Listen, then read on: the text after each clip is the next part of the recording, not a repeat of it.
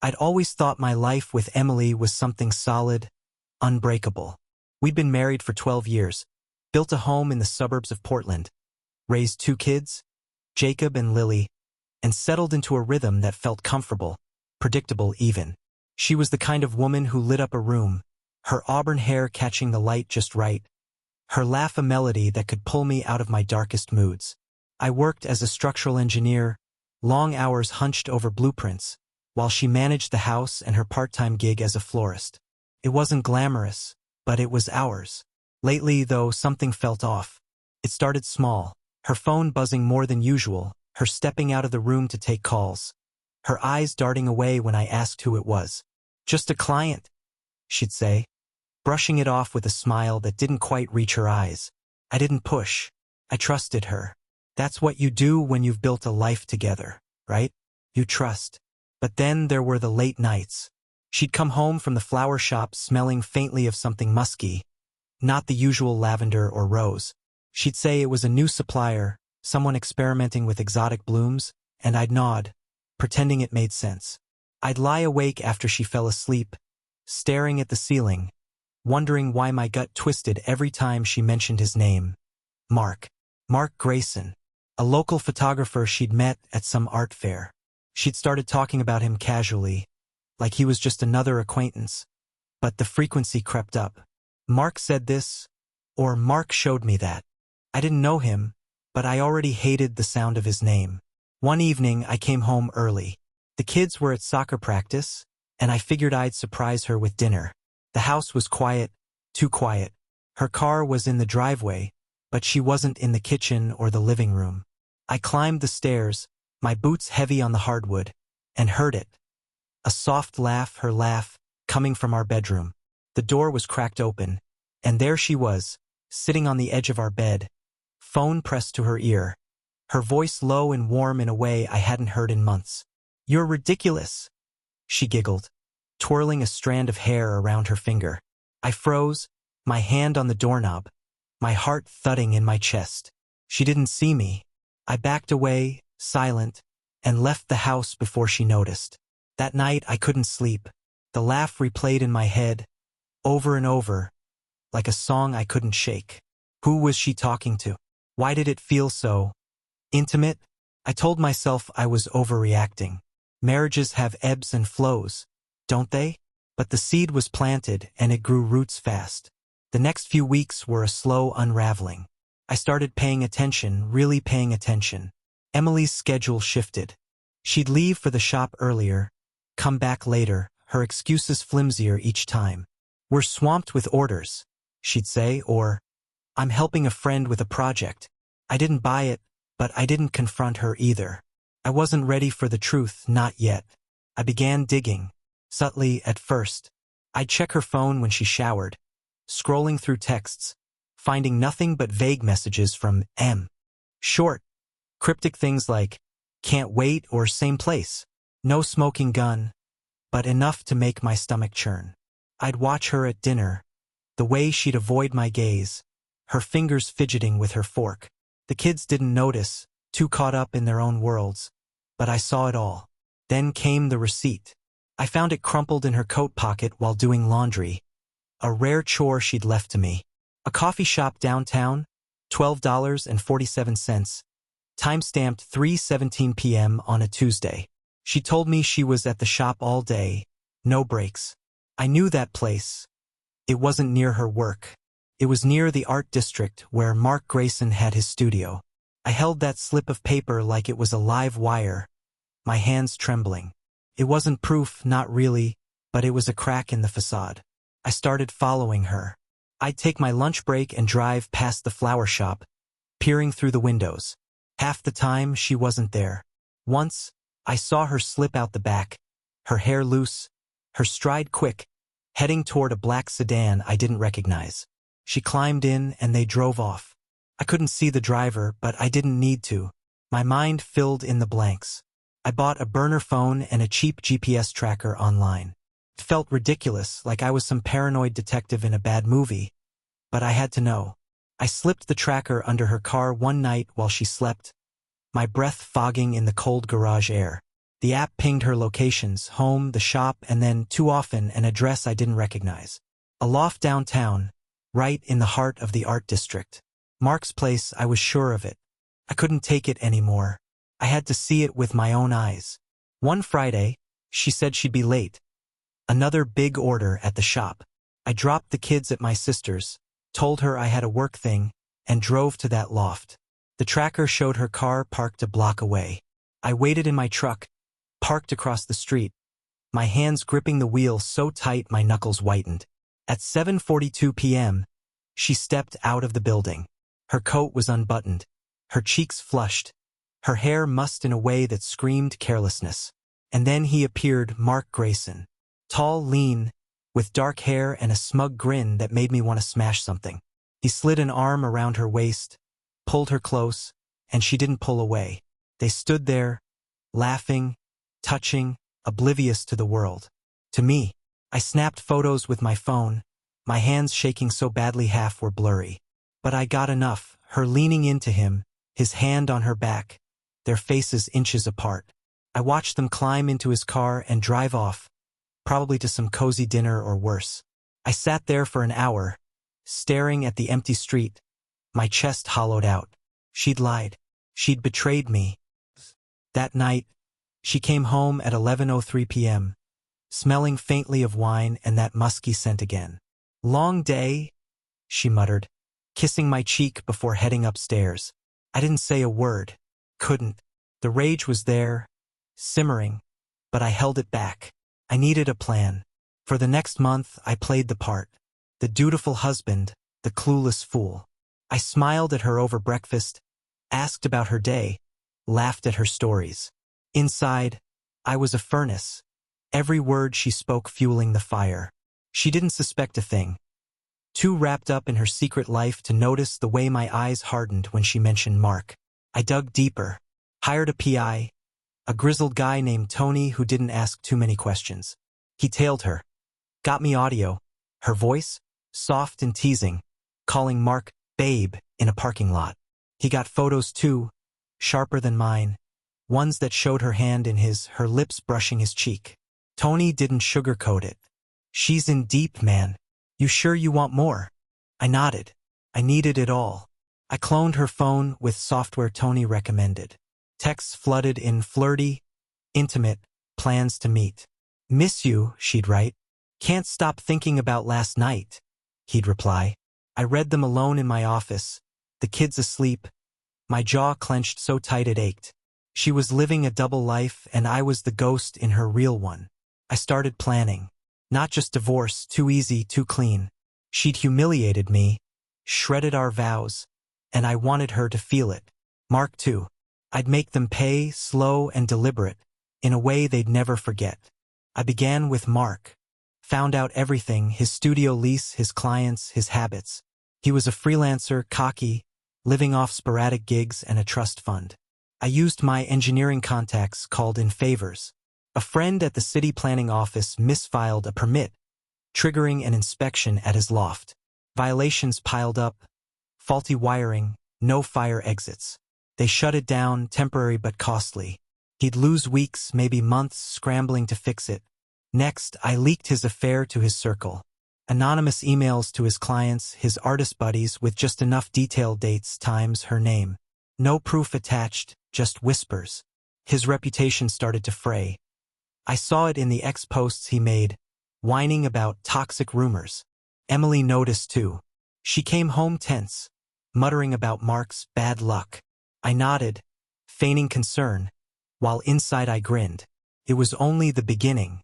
She'd feel it soon enough, her world crumbling piece by piece, until she understood what she'd done. I had time, I had patience, and I had rage to spare.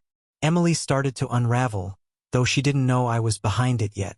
She'd come home distracted, her phone clutched tighter, her excuses thinner. Mark's having a rough patch, she'd say. Her voice tinged with worry she didn't bother hiding.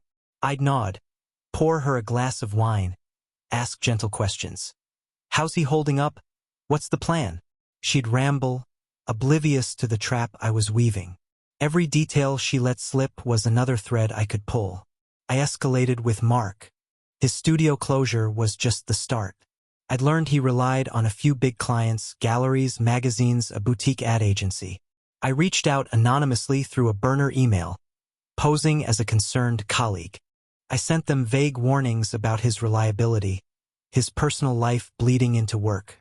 Attached a single photo from Tony's stash, Mark and Emily outside his loft, her hand on his arm. Nothing explicit, just suggestive enough to plant doubt. Within days, his ex-posts shifted, frantic rants about canceled shoots, lost contracts. People need to mind their own business, he typed. I smirked, sipping my coffee, knowing he'd never trace it back. At home, I kept the mask on, made her favorite dinners, fixed the leaky faucet she'd nagged about for months. The kids noticed. Jacob even asked why I was being so nice. I ruffled his hair, said I just wanted us to be happy. Emily smiled, but it was strained, her mind elsewhere. She didn't suspect me, not yet, but I could tell she felt the pressure mounting. Her double life was fraying at the edges, and I was the one holding the scissors. I started on her next. Her flower shop wasn't hers. It was leased, a quaint space owned by an older couple who liked her charm. I dug into their contact info, found their daughter on X, a chatty type. I fed her a story, half-truths about Emily's unprofessional behavior, hints of financial sloppiness. No proof, just enough to stir unease. The daughter passed it along. I knew because Emily came home one night fuming about a weird call from the landlords, asking about late payments that didn't exist. It's like someone's out to get me, she muttered. I squeezed her shoulder, said it'd blow over. It wouldn't. Emily's mood darkened. She'd snap at the kids over small things. Spilled juice, loud games, then apologize, teary-eyed, blaming stress. I watched it all, silent, cataloging every breakdown. Mark's troubles were bleeding into her, their secret meetings less frequent. The tracker showed her car at his place only once that week, a short visit. I wondered if they were fighting, if he blamed her for his spiral. Good. Let them turn on each other. I pushed harder. Found Mark's ex-girlfriend, Claire, through a deep dive online. She was a graphic designer, bitter about their breakup 2 years back. I met her at a bar, using a fake name, playing the sympathetic friend of a cheated-on spouse. I didn't mention Emily, just said I knew Mark was messing around again. Claire's eyes lit up with venom. That's sleaze, she spat, downing her drink. I slid her a few of Tony's photos, no context, and left. She didn't need much. Within days, her ex-account erupted with cryptic posts. Old grievances, fresh digs. Mark responded, defensive, sloppy, drawing more eyes to his mess. Emily felt it too. Her shop got a surprise health inspection. Another favor called in, this time through a buddy in the city. They found violations. A cracked sink, improper storage. Nothing major, but enough for a fine and a week's closure to fix it. She came home ranting, near tears, convinced it was sabotage. First Mark, now this, she said, pacing the kitchen. I listened, calm, offering tea, while my mind raced with the next step. She was cracking, and I was just getting started. I began planting doubts at home. Left my laptop open one night, a fake email draft visible, me venting to a friend about feeling distant from her. She saw it, hesitated, then asked if I was okay. I shrugged, said I didn't want to burden her. The guilt flickered in her eyes, brief but real. I let it fester. Mark hit bottom first. His biggest client, a gallery chain, dropped him after Claire's posts went viral in their artsy circle. I'd nudged it along, tipping off a gossip blog with a burner account. The story spread. Local photographer's personal drama tanks career. His ex went silent, then private. Emily came home that night pale, her hands shaking as she poured wine. Mark's a wreck, she whispered, like I'd care. I asked what happened, feigning ignorance. She didn't elaborate, just stared at the glass, lost. Her shop closure stretched. Repairs delayed by back-ordered parts. I paid a guy to slow it down, cash under the table. She started borrowing from our savings, not knowing I'd moved most of it to a separate account weeks back. Untouchable. She'd call suppliers, plead with the landlords, her voice raw with desperation. I'd overhear, pretending to work late, and feel a grim satisfaction. She was sinking, and I was the undertow. Then came the fight. She'd snuck off to see Mark. I saw it on the tracker, and came back late, reeking of his cologne. I waited in the living room, lights low, and asked where she'd been. The shop, she lied. Too quick. I pressed, calmly, coldly, until she snapped. Why do you care? You're never around, she shouted. I stood, stared her down, said nothing. She stormed upstairs, and I knew it was time. The mask was slipping. I didn't need it much longer. I called Tony that night. Get me something undeniable, I said. He delivered 2 days later. A video, grainy but clear, from a camera he'd planted near Mark's new crash pad. Emily, stepping inside, her coat slipping off, Mark pulling her close. No sound, but the image was enough. I saved it, burned it to a USB, and started the endgame. I waited for the perfect moment. A Saturday, kids at a sleepover, house quiet. Emily was in the den, scrolling her phone, oblivious. I walked in, set my laptop on the coffee table, and hit play. The video filled the screen, her and Mark, unmistakable. She froze, her breath catching, eyes wide. What is this?" she stammered.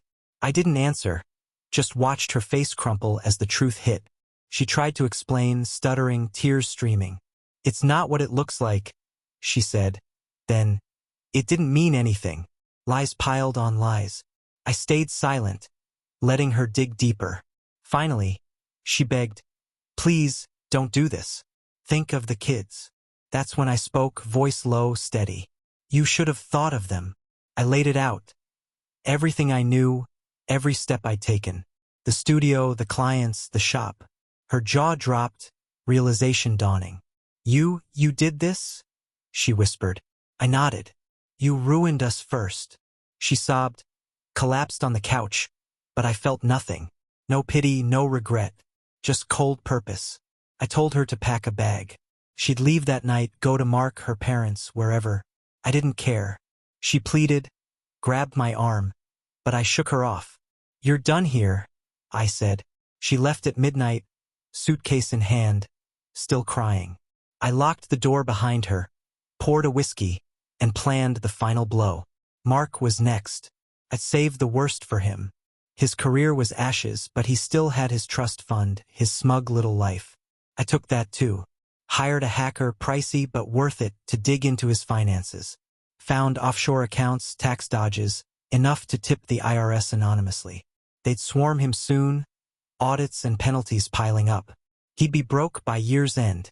Then I went public. Edited Tony's video. Blurred her face, kept his clear, and posted it online, tagged with his name. No explanation, just the clip. Spread fast, X, forums, local blogs. Mark Grayson's fall trended briefly.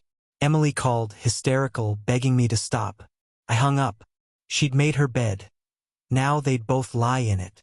I filed for divorce the next day, full custody on the table. My lawyer was a shark, her affair, my evidence, her instability. She'd get nothing.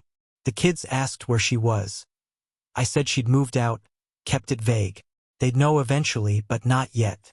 Months later, I saw them once. Mark, gaunt and unshaven, Emily beside him, hollow-eyed, at a gas station. They didn't see me. I drove away, a weight lifting. Revenge wasn't sweet. It was bitter, sharp, final. But it was mine. The house felt different after Emily left. Quieter, emptier, but not in a way that broke me. It was like the air had cleared, the tension that had hung over us for months finally gone. Jacob and Lily adjusted faster than I expected. Kids are resilient like that. They'd ask about her sometimes, where she was when she'd visit, but I kept my answers short, neutral. "She's figuring things out," I'd say, and they'd nod, moving on to homework or video games. I didn't tell them the full story. Not yet. They deserved a childhood, not my wreckage. I threw myself into routine. Work, school runs, soccer games. My engineering projects kept me busy, Bridges and buildings don't care about your personal life, and I liked that. The divorce papers were filed, and my lawyer, Dan, was relentless. He dug up more bank statements showing Emily siphoning cash to Mark, late-night calls logged on her phone records. It painted a picture of neglect, infidelity, a mother unraveling. Dan said we'd win custody easily. She's got no ground to stand on, he told me over coffee, flipping through the evidence like it was a winning hand. I nodded, sipping my drink, feeling the gears of justice grind in my favor. Emily tried reaching out. Texts at first, apologies, pleased to talk, then calls I let go to voicemail. Her voice cracked in the messages, raw with regret, but I didn't reply. What was there to say? She'd chosen her path and I'd chosen mine. One night, she showed up at the house, eyes red, hair a mess, begging through the screen door. Please, just let me see them, she said. I stood firm, arms crossed. Not now. Not like this. She left after 10 minutes, sobbing in her car. I watched her taillights fade, my jaw tight, and locked the door. The neighborhood buzzed with whispers. People knew something had happened. Her absence was loud in a place like this, but I didn't feed the gossip. Let them guess.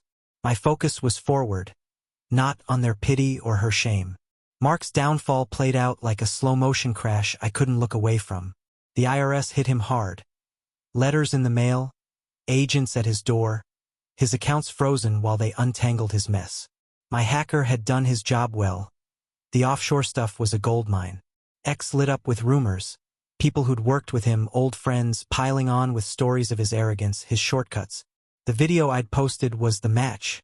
The tax probe was the gasoline. He was done. I heard through Tony that Mark had moved. Left the loft, crashing in a cheap rental on the edge of town. No more sleek sedan. He drove a beat-up hatchback now, spotted at gas stations or liquor stores. Emily was with him, apparently, though I didn't care to confirm. Tony offered to keep tabs, but I waved him off. They're not worth the time, I said. He grinned, clapped my shoulder, and that was that. I saw the toll on X myself. Mark's account, once brimming with artsy shots and smug captions, went dormant. Then, one night, a drunken post slipped through. Some rant about betrayal, bad luck, her. I assumed he meant Emily. Comments poured in, mockery, a few sympathetic stragglers, but it was clear. He'd lost his circle, his clout, everything. I scrolled through, detached, feeling the weight of my handiwork. It wasn't joy exactly, more like closure, cold and final. At home, I started rebuilding. Repainted the living room, fixed up the kids' rooms. Small things, but they mattered. Lily helped pick colors. Jacob hauled trash with me. We were a unit, tighter than before. Emily's absence left a hole, sure, but we were filling it our way. Emily didn't fade quietly. She fought the divorce, hired a lawyer. A scrappy guy who tried to spin her story as a lapse in judgment. Dan shredded it in court. The evidence was a mountain, texts, photos, the video, bank records. The judge, a stern woman with no patience for sob stories, barely blinked as Emily's lawyer floundered. Custody hearings were next, and Dan was confident. She's got nothing, he said. I believed him. She kept calling, leaving voicemails that grew more frantic. I'm sorry, okay? I messed up, but don't take them from me, she'd say, voice breaking. Once, she mentioned Mark. He's not the same, he's falling apart. Like it'd sway me. Didn't. Her choices had consequences, and I wasn't her safety net anymore. I saved the messages, forwarded them to Dan. More ammo. One afternoon, she ambushed me at work. Showed up in the parking lot as I left, her coat soaked from rain, eyes wild. You're destroying us, she accused, stepping close. I kept my distance, voice flat. You did that yourself. She grabbed my sleeve, begged me to stop, to think of the kids. I pulled away, told her to talk to my lawyer, and drove off.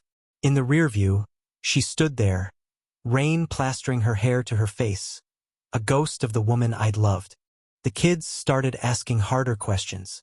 Lily, sharp for 11, caught me off guard one night. Did Mom do something bad? she asked, her crayons paused mid-drawing. I hesitated, then said, she made some mistakes. We're working it out. She nodded, went back to her picture. Jacob was quieter, but I saw it in his eyes. He knew more than he let on. I'd tell them eventually when they were ready. The custody hearing was brutal but quick. Emily took the stand, tearful, claiming she'd been lost. That Mark was a mistake she'd ended. Dan cross-examined her, calm and ruthless, pulling up texts she'd sent Mark just weeks ago. I need you. Don't give up on us. The judge's face hardened. My turn came. I kept it simple, focused on the kids, their stability, my role. Dan laid out the evidence like a map. Her betrayal, her instability, her draining our savings. Emily's lawyer had no defense. The ruling came fast. Full custody to me, supervised visits for her, pending therapy and financial accountability. She'd get the house in the divorce, but I'd already moved us to a new place, a rental, smaller but ours. She sat there, stunned, as the gavel fell. I didn't look at her, just thanked Dan and left. Outside, the air felt lighter, the sky wide. Jacob and Lily were mine, safe, and that was enough. Emily's calls stopped after that. I heard through a mutual friend she'd moved in with Mark full-time, a crumbling apartment near the highway. She'd lost the shop, landlords wouldn't renew, and was working odd jobs. Florist dreams dead. I didn't gloat, didn't need to. The life she'd chased had swallowed her whole. I focused on us. Took the kids camping, taught Jacob to fish, helped Lily with a science project. We laughed more, leaned on each other. The scars were there, but healing. A year passed, and the dust settled. Mark was a shadow, bankrupt, irrelevant, a cautionary tale in Portland's art scene. Emily drifted. Last I heard, working at a grocery store, her spark gone. The kids saw her monthly, supervised, and came back quiet but okay. They didn't hate her. I made sure of that, but the bond was different, cautious. She'd broken it, not me. I sold the old house, banked the cash, and bought a fixer-upper near the coast. We moved in spring, ocean air, new starts. Work promoted me. The kids thrived in their new school. I dated a little, nothing serious, just testing the waters. The rage I'd carried was spent, burned out in the revenge I'd crafted. It hadn't fixed everything, but it had freed me. One night, sitting on the porch, waves crashing in the distance, Jacob joined me. You're happier now, he said, matter of fact. I looked at him, nodded. Yeah, I am. Lily ran out, dragging a kite, and we laughed, chasing it across the sand. The past was there, a shadow, but it didn't own us. We'd survived. More than that, we'd rebuilt. And that was my victory, sharper than any revenge.